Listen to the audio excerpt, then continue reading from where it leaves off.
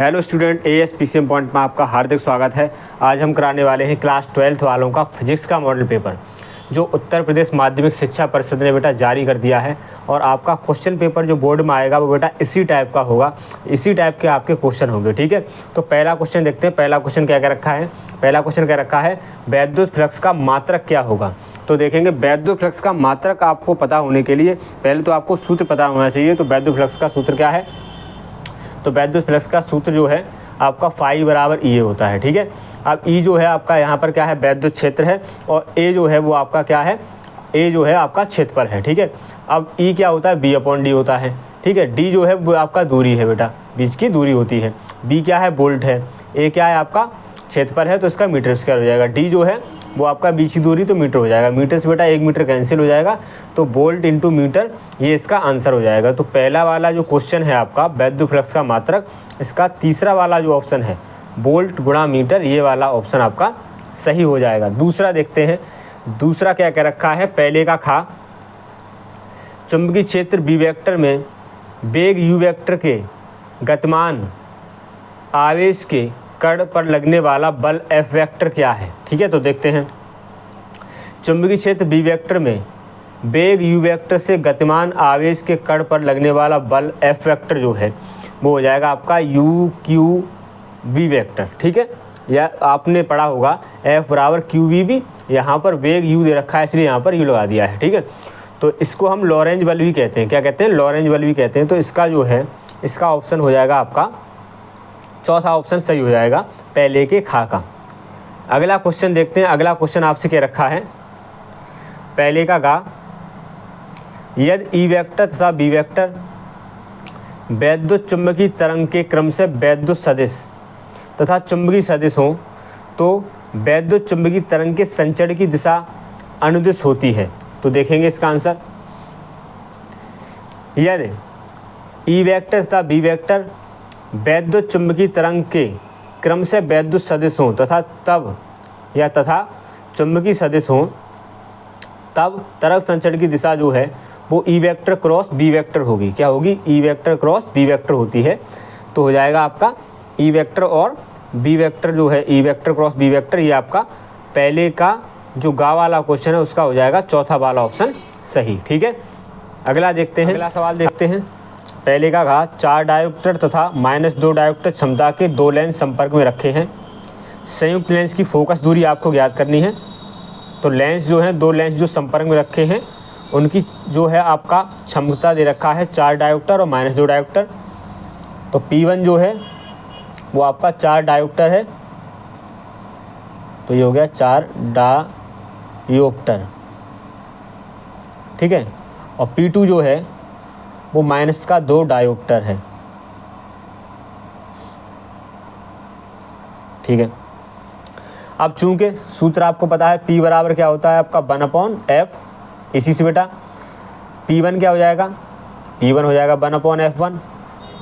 आपको ध्यान रखना है ये जो है आपका मीटर में सूत्र होता है। ठीक है, किस में होता है, मीटर में। तो P1 कितना है आपका 4 है, तो 4 बराबर 1/f1, यानी f1 जो है वो आपका कितना आ गया, 4 आ गया 1/f1। ठीक है, अब चूंकि P2 क्या हो जाएगा फिर, तो 1/f2 हो जाएगा। P2 कितना है, -2 1/f2 कितना हो जाएगा भाई, f2 जैसा का वैसा। ठीक है, अब हम क्या करेंगे, ये जो हो जाएगा ये समीकरण नंबर आपका हो जाएगा दूसरा। चूंकि संयुक्त लेंस की फोकस दूरी, तो संयुक्त लेंस की फोकस दूरी यानी संयुक्त लेंस के लिए फोकस दूरी का सूत्र क्या होता है, संयुक्त लेंस की फोकस दूरी का सूत्र क्या है, तो ये हो जाएगा आपका 1/f बराबर 1/f1 प्लस 1/f2। तो 1/f बराबर 1/f1 कितना है, 1/f1 जो है वो हमारा पहले से देखते हैं 4 है। कितना है, 4 है, तो यहाँ 4 लगा देते हैं, प्लस 1/f2 जो है वो हमारा -2 है, तो -2 लगा देते हैं, समीकरण नंबर 2 से देखा। ठीक है, 1/f बराबर 4 प्लस माइनस 1/f बराबर 4 से बेटा 2 गया, कितना बचा 2। अब f का वैल्यू हमको निकालना है, तो बेटा पलट देते हैं, इसको हम पलटेंगे तो क्या हो जाएगा, f बराबर 1/2। अब देखते हैं f जो है इसमें 1 में जब 2 का भाग देंगे तो भाग नहीं आता, भाग टूटे की बिंदी, दशमलव लगाया 0 बढ़ाया, तो 2 पंजे कितना हो जाएगा 10, इतना मीटर आ गया। एफ जो है वो आपका आ गया 0.5 मीटर। अब चूंकि इसमें सेंटीमीटर में दे रखा है तो सेंटीमीटर में चेंज कर लेते हैं इसको, ठीक है। तब एफ हो जाएगा 0.5 गुणा 100। मीटर को जब हम सेंटीमीटर में चेंज करते हैं तो हम 100 से गुणा कर देते हैं, तो एफ बराबर हो जाएगा आपका 500। पॉइंट लगा देंगे और पॉइंट के बाद 0 का कोई महत्व नहीं है, तो एफ बराबर हो जाएगा आपका 50 सेंटीमीटर। तो इसका ऑप्शन जो है पहले का जो घा है उसका पहला वाला ऑप्शन सही हो जाएगा, ठीक है। अगला क्वेश्चन देखते हैं। अगला क्वेश्चन आपका क्या क्या रखा है, अगला क्वेश्चन देखते हैं। अगला क्वेश्चन जो है वो आपका क्या रखा है, पहले का अड़ा जो है, एक धातु के पृष्ठ पर 6 इलेक्ट्रॉन वोल्ट ऊर्जा के फोटोन आपतित होते हैं, तब उत्सर्जित फोटो इलेक्ट्रॉन का अधिकतम ऊर्जा 4 इलेक्ट्रॉन वोल्ट होती है, तो निरोधी विभव क्या होगा। तो उत्सर्जित फोटो इलेक्ट्रॉन की जो अधिकतम ऊर्जा है वही आपकी निरोधी विभव हो जाएगी, तो कितना हो जाएगा 4 इलेक्ट्रॉन वोल्ट हो जाएगा। देख लेते हैं इसको। तो अगर उत्सर्जित फोटो इलेक्ट्रॉन की अधिकतम ऊर्जा 4 इलेक्ट्रॉन वोल्ट है तब निरोधी विभव भी कितना हो जाएगा 4 इलेक्ट्रॉन वोल्ट ही हो जाएगा। क्या हो जाएगा 4 इलेक्ट्रॉन वोल्ट हो जाएगा, ठीक है, क्योंकि ये दोनों सीधे तौर पर जुड़े होते हैं। अगला सवाल जो है आपका, अगला सवाल देखते हैं। पहले का चा, पी प्रकार के अर्धचालक बनाने के लिए शुद्ध जर्मेनियम में मिलाए जाने वाला अपद्रव क्या होगा। तो पी प्रकार के अर्धचालक बनाने के लिए शुद्ध जर्मेनियम में मिलाए जाने वाला जो पदार्थ होगा वो आपका हो जाएगा एल्यूमिनियम। क्या हो जाएगा एल्यूमिनियम। अगर एन टाइप होता तो ये आर्सेनिक हो जाता, ठीक है। तो देखते हैं, शुद्ध जर्मेनियम को पी टाइप अर्धचालक बनाने के लिए उसमें मिलाए जाने वाला अपद्रव जो है एल्यूमिनियम या बोरोन, इसमें से कोई भी हो सकता है। तो आपको एल्यूमिनियम जो है आपका ऑप्शन दे रखा है, तो तीसरा वाला आपका सही हो जाएगा। अगला देखते हैं। अगला जो है खंड वाह है और उसका पहला क्वेश्चन जो है दूसरे का वो देखते हैं। विशिष्ट चालकता के लिए सूत्र एवं मात्रक लिखिए। तो विशिष्ट चालकता क्या है, विशिष्ट चालकता का सूत्र है सिग्मा बराबर 1/ρ, ठीक है, सिग्मा बराबर 1/ρ। और इसका जो है विशिष्ट चालकता का मात्रक जो है ओम इनवर्स मीटर इनवर्स या सीमेन प्रति मीटर होता है, ठीक है। अगला देखते हैं। दो सीधे समांतर अनंत लंबाई के धारावाही चालकों के प्रति एकांक लंबाई पर लगने वाले बल का व्यंजक आपको बताना है, ठीक है। तो देखते हैं इसका। दो सीधे समांतर अनंत लंबाई के सीधे धारावाही चालकों पर प्रति एकांक लंबाई पर लगने वाला जो फॉर्मूला है, जो सूत्र है या जो बल है, वो क्या हो जाएगा Fl बराबर μ0/2π I1 I2/r, ठीक है। दो समांतर धारावाही अनंत लंबाई के धारावाही चालकों के प्रति एकांक लंबाई पर लगने वाला जो बल है उसका सूत्र हो जाएगा Fl बराबर μ0/2π I1 I2/r, ठीक है। ये बेटा कांस्टेंट होता है। I1 क्या है, I1 I2 जो है धारा के मान है और R जो है धाराओं या तारों के बीच की दूरी है, ठीक है। ये हो जाएगा धाराओं या तार के बीच की दूरी हो जाएगा, ठीक है। अगला देखते हैं। अगला आपका सवाल क्या क्या रखा है। अगला क्वेश्चन इसका देखते हैं। दूसरे का गा क्या रखा है, 10 ओम प्रतिरोध तथा 10 हेनरी प्रेरकत्व की एक कुंडली 50 वोल्ट बैटरी से जोड़ी गई है। कुंडली में संचित ऊर्जा का मान बताइए, ठीक है। तो दिया क्या है हमको, 10 ओम प्रतिरोध दे रखा है, तो लिखेंगे हम प्रतिरोध, बेटा आर से लिखते हैं इसको हम। ये आपका कितना है 10 ओम है, ठीक है। और प्रेरकत्व जो है एल, वो आपका कितना है 10 हेनरी है। और जो बैटरी से जो वोल्टेज दी जा रही है यानी विभव जो है बी, वो आपका 50 वोल्ट है। पूछा है आपसे कि आप संचित ऊर्जा बताइए। क्या बताइए, संचित ऊर्जा, यानी कि यू आपको बताना है, ठीक है। ये आपका क्वेश्चन मार्क रहेगा। तो चूंकि ओम के नियम से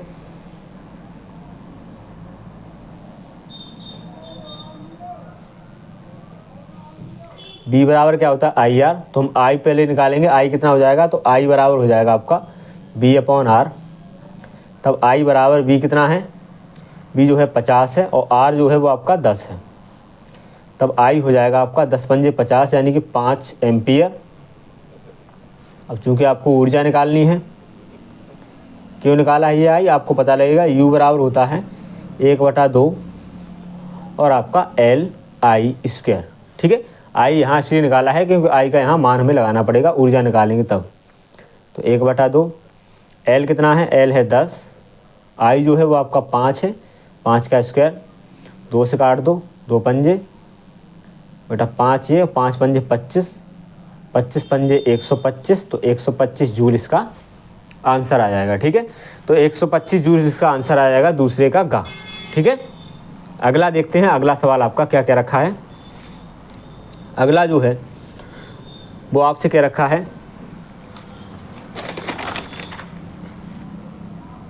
अगला सवाल आपसे क्या रखा है, क्रांतिक कोण की परिभाषा लिखिए। तो क्रांतिक कोण की परिभाषा क्या है वो देखते हैं। ठीक है, तो ये आपका ये सवाल हो जाएगा। और क्रांतिक कोण की परिभाषा देखते हैं। जब कोई प्रकाश किरण सघन माध्यम से विरल माध्यम में जाती है तो आपतन कोण का वह मान जिससे अपवर्तन कोण का मान 90 अंश हो जाता है क्रांतिक कोण कहलाता है। इसे सी से लिखते हैं। ठीक है, तो क्या है, जब कोई प्रकाशीय किरण सघन माध्यम से विरल माध्यम में जाती है तो आपतन कोण के उस मान को जिससे अपवर्तन कोण का मान 90 अंश हो जाता है क्रांतिक कोण कहलाता है। तो चित्र के माध्यम से समझते हैं। ऊपर सघन माध्यम है, विरल माध्यम है। सघन माध्यम से आने वाली प्रकाश की किरण जो है अपवर्तित होकर अवलंब से दूर हट जाती है। तो बेटा पहला स्थिति दूर हटा है, फिर आपका और झुका देंगे इसको इस तरीके से झुका के, और ये जो है लास्ट वाला कंडीशन आप देखोगे, ये जो है आपका कोण यहाँ पर 90 अंश हो गया है। ठीक है, तो ये जो वैल्यू है यहाँ पर, यानी कि ये जो हमने बताया है आपको आपतन कोण का, ये वाला जो मान है जहाँ पर ये 90 अंश हो गया है अपवर्तन कोण, तो ये वाला जो मान है ये आपका क्रांतिक कोण कहलाएगा। ऐसे हम सी से लिखते हैं। ठीक है, अगला देखते हैं, अगला सवाल आपका क्या क्या रखा है। अगला सवाल है वो क्या रखा है, दूसरे का अड़ा हाइड्रोजन के प्रथम बोर कक्ष की त्रिज्या 0.53 एंगस्ट्रॉम है, तृतीय बोर कक्ष की त्रिज्या ज्ञात कीजिए। ठीक है, तो यानी कि आपको R1 दे रखा है, क्या दे रखा है, R1 आपको दे रखा है कितना है 0.53 एंगस्ट्रॉम। ठीक है, तृतीय बोर में पूछ रखा है, तृतीय बोर कक्षा क्या है, यानी n बराबर आपको 3 दे रखा है। ठीक है, यानी कि आपको R3 आपको ज्ञात करना है। ठीक है, ये आपको ज्ञात करना है। तो Rn बराबर क्या होता है, Rn बराबर जो है आपका ये हो जाएगा आपका R1 × n स्क्वायर। ठीक है, तो R1 कितना है, R1 जो है आपका 0.53 है, n कितना है 3 है, तो 3 का स्क्वायर, यहाँ R3 बेटा आपको निकालना था। ठीक है, R3 बराबर 0.53 और ये हो जाएगा आपका 3 तिया 9 बेटा, इसका 9 तिया 27 और 9 पंजे 45 हो, तो कितना हो गया 47 और 2 अंक बाद आपका दशमलव। ठीक है, तो हो जाएगा 4.77, ये इसका आंसर हो जाएगा। ठीक है, देखते हैं इसमें। तो प्रथम बोर में कक्ष की त्रिज्या जो है R1 0.53 एंगस्ट्रॉम है और बोर के कक्षा की त्रिज्या Rn बराबर R1 × n स्क्वायर होता है। n बराबर 3 है, तृतीय कक्षा में पूछ रखा है। तो R3 बराबर हो जाएगा आपका n की जगह पर 3 का मान लगा दिया, 3 3 हो गया आपका 9 और 9 का गुणा करने पर ये आ गया आपका 4.77 एंगस्ट्रॉम। ठीक है, अगला देखते हैं। अगला क्वेश्चन जो है आपका रहेगा दूसरे का चा, क्या रखा है, इलेक्ट्रॉन सूक्ष्मदर्शी के त्वरक का विभव का मान ज्ञात कीजिए जबकि इलेक्ट्रॉन का तरंगदैर्घ्य 1 एंगस्ट्रॉम है। ठीक है, तो देखते हैं, तरंगदैर्घ्य जो है लैम्डा वो 1 एंगस्ट्रॉम दे रखा है। ठीक है, तो हम दे ब्रोगली तरंगदैर्घ्य लैम्डा बराबर 12.27/√b लगा देंगे, सूत्र आपका। और लैम्डा भी अब हमें क्या करना है, हमको ये b का वैल्यू निकालना है। तो √b जो है आपका भाग में वो गुणा में ले आएंगे और गुणा में जो लैम्डा है वो बेटा भाग में ले गए। ठीक है, और जो लैम्डा है उसका मान 1 है, तो बेटा 1 यहाँ लगा दिया, 1 लगाने से कोई अंतर नहीं पड़ेगा। तो 12.27 का जब हम वर्ग करेंगे तो 150.6 यानी कि 150 वोल्ट के लगभग इसका आंसर आ जाएगा। नहीं तो आप इस तरीके से दूसरे तरीके से कर सकते हैं। लैम्डा बराबर h/√2m के होता है। लैम्डा आपका कितना दे रखा है, 10 की पावर -10, यहाँ मीटर में चेंज कर लिया है 1 एंगस्ट्रॉम को। लैम्डा जो है फिर दोबारा लिखेंगे लैम्डा बराबर h/√2m। अब देखो k जो है वो आपका EV हो जाएगा, तो EV लगा दिया यहाँ पर। अब चूंकि हमको क्या करना है, हमको यहाँ पर वर्क कर देना है, तो वर्क करने पर लैम्डा स्क्वायर h² और रूट बेटा यहाँ से हट जाएगा। अब हमें b का वैल्यू निकालना है, तो b आपका भाग में गुणा में ले गए और गुणा वाला जो है वो आपका भाग में ले गए, क्रॉस मल्टीप्लाई कर दिया है। और यहाँ जो है हमने h प्लांक नियतांक इसका जो है मान लगा के और जो m का मान द्रव्यमान जो है वो लगा के और इसको हल किया है। हल करने के बाद हमारा 1.49 × 10⁻² या 149 वोल्ट के लगभग, यानी 150 वोल्ट के लगभग इसका आंसर आ गया है। ठीक है, इस तरीके से आप देख सकते हैं। ठीक है, अगला देखते हैं, अगला क्या क्या रखा है। अगला सवाल जो है वो आपका रहेगा खंड सा का तीसरे का का। ठीक है, क्या रखा है, 6 ओम मोटे तार को खींचकर इसकी लंबाई दोगुनी कर दी जाती है, तो तार के नए प्रतिरोध की घटना कीजिए। प्रारंभ में जो प्रतिरोध है R1 वो आपका 6 ओम है। खींचने के बाद R2 आपको ज्ञात करना है, तब प्रतिरोध क्या हो जाएगा।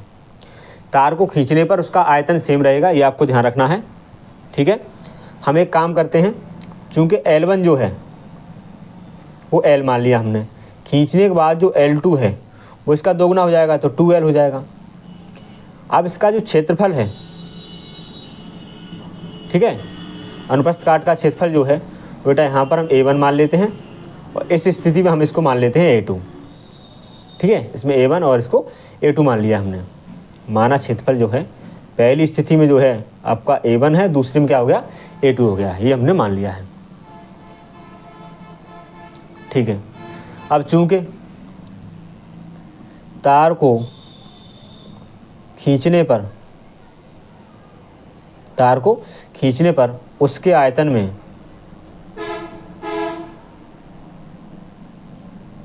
कोई अंतर नहीं होगा, यानी कोई प्रभाव नहीं पड़ेगा, या हम कह सकते हैं कि उनका आयतन कैसा रहेगा, समान रहेगा या नहीं बदलेगा आयतन। ठीक है, तो ये हो जाएगा आयतन आपका पहली स्थिति में A1 L1 बराबर ही हो जाएगा A2 L2।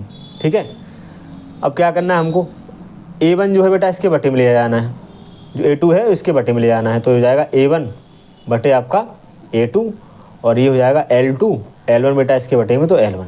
अब L2 कितना दे रखा है, 2L है, और L1 जो है L है, L से बेटा ये कैंसिल हो गया, तो A1 बटे A2 बराबर L2 बटे L1 बराबर कितना आ गया, 2। ठीक है, समीकरण नंबर इसको 1 मान लेते हैं। ठीक है, अब देखते हैं हम, चूंकि तार का प्रतिरोध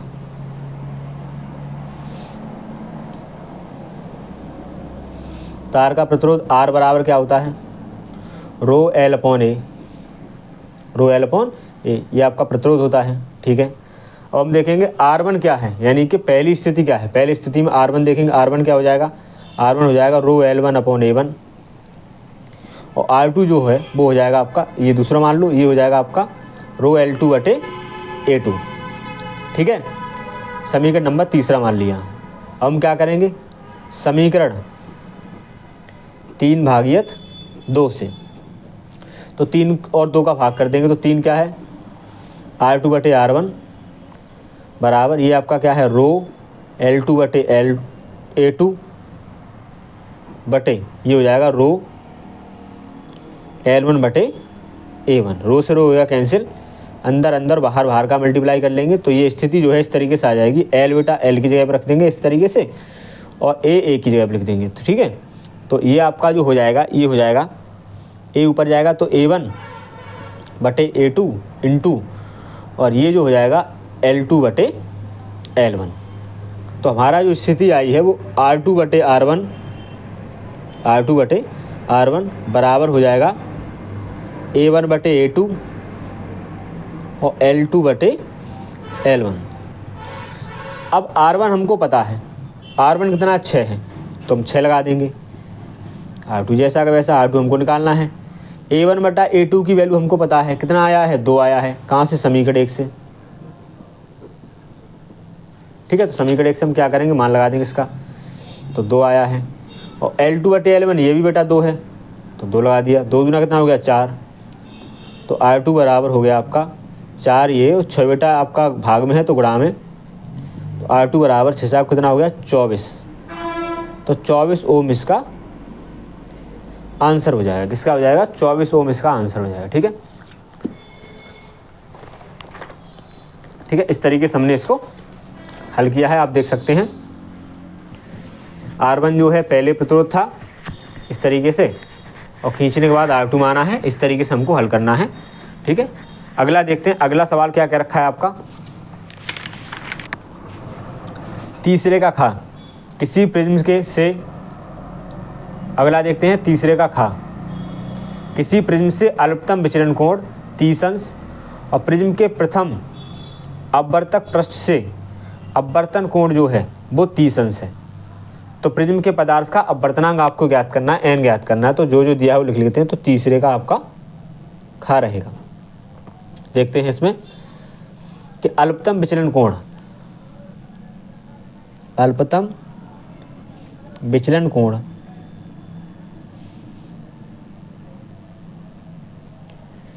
डेल एम वो आपको दे रखा है कितना 30 अंश, और अपवर्तन कोण, अपवर्तन कोण जो R है वो भी कितना है 30 अंश है। ठीक है, और हमको निकालना क्या है? अपवर्तनांक निकालना है, अपवर्तनांक निकालना है, यानी कि हमको n जो है वो निकालना है। तो सूत्र हमको पता है अपवर्तनांक का, n बराबर साइन डेल एम प्लस ए बटे 2 बटे साइन ए बटे 2। और ये हमको पता है क्या? ये तो हमें पता नहीं है। तो चूंकि एक काम करेंगे, चूंकि a बराबर होता है 2r, तो a बराबर 2 इंटू आर कितना है आपका 30 है। तो a हो जाएगा आपका कितना, ये 30 दूना 60 हो जाएगा। ठीक है, मान लगाते हैं यहाँ पर। तब n बराबर हो जाएगा आपका साइन डेल एम जो है आपका 30 है, और आपका a जो है आपका कितना है 60 है बटे 2, और साइन ये आपका हो जाएगा a का वैल्यू कितना है, a जो है आपका 60 है तो 60 बटा 2। तो n बराबर साइन 60 30 कितना हो गया 90 बटा 2, और साइन ये जो है ये आपका 30 हो जाएगा कट के। ठीक है, तो ये हो जाएगा 60 बटा 2, यानी इसको काट दो 30, तो ये 30 हो गया। इससे काट दो ये 45 हो गया। तो n बराबर हो गया साइन 45 बटे साइन 30। n बराबर साइन 45 अंश का वैल्यू कितना होता है 1/√2, और साइन 30 अंश का 1/2। अंदर अंदर बाहर बाहर का मल्टीप्लाई कर देंगे, तब n बराबर हो जाएगा आपका 2/√2। √2 से 2 काट दो √2 बार, तो n बराबर हो गया √2, या आप हर परमेकड़ भी कर सकते हैं। तो ये इसका अपवर्तनांक जो है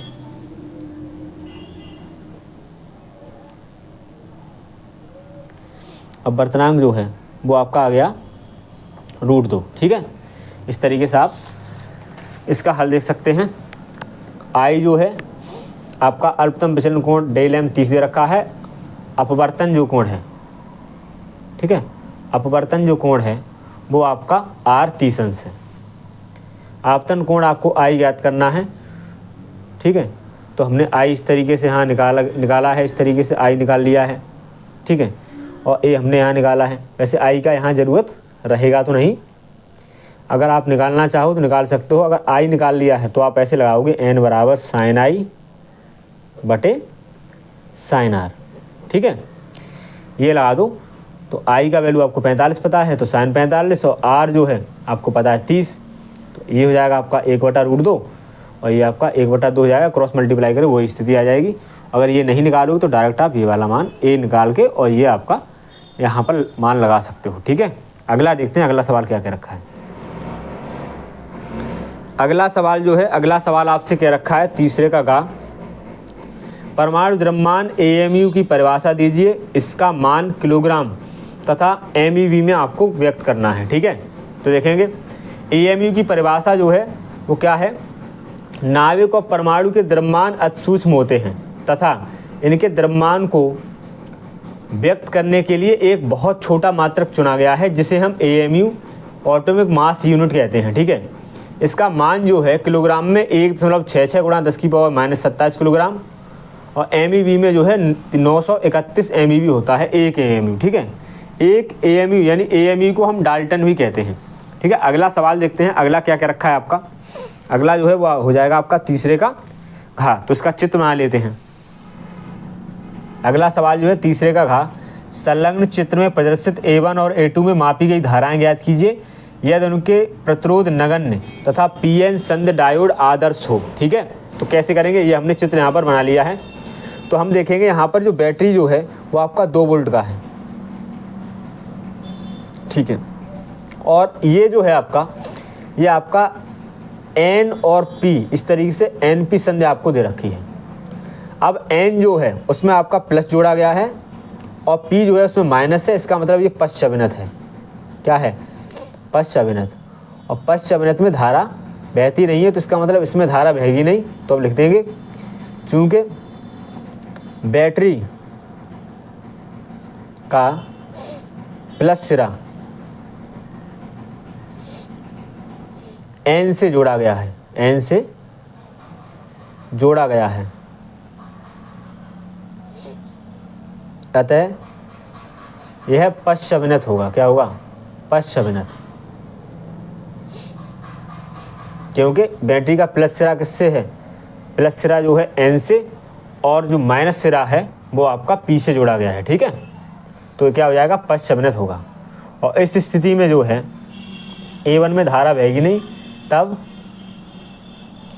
A1 में जो धारा का मान है वो हो जाएगा आपका 0 एम्पियर, यानी इसमें धारा नहीं बहेगी। ठीक है, अतः धारा नहीं बहेगी, धारा नहीं बहेगी।